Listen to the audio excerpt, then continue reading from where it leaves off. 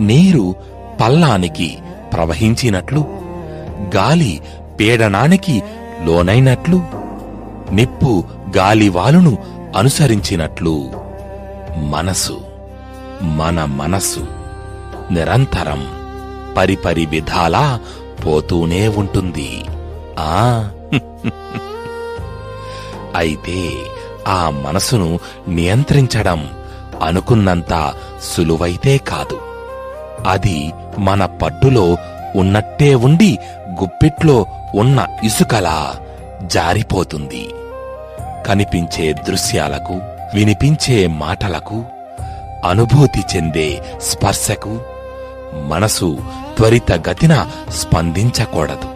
విషయంపై పూర్తిగా సరైన అవగాహన కలిగి ఆలోచనలు కొలిక్కి వచ్చాక అనుకున్నది అమలుపరచాలి.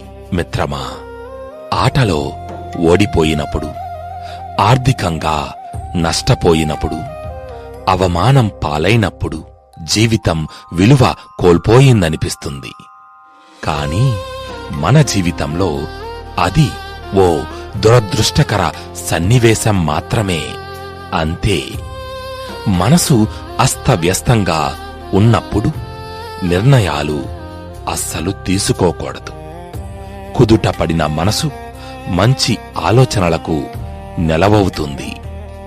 మనిషి సక్రమ మార్గంలో సంచరించేందుకు అది సహకరిస్తుంది. సముద్రంలో పడిన కెరటం తరువాత ఆకాశాన్నంటే కెరటం వచ్చి తీరుతుందన్నది ప్రకృతి పాఠం. ఇది మనసులో పెట్టుకుంటే అనాలోచిత నిర్ణయాలకు అవకాశం మనిషి ఇవ్వడు. మనసు మర్మాన్ని తెలియజేసే మార్గాలను మనకు జ్ఞానులు చూపారు. స్వయం కృషితో మనసు గుట్టు తెలుసుకోలేకపోయినా కనీసం మన పెద్దలు చూపిన మార్గంలో నడుస్తూ మనసును అమృత కలశంగా చేసుకోగలిగితే ఈ మానవ జన్మ అర్థవంతమవుతుంది.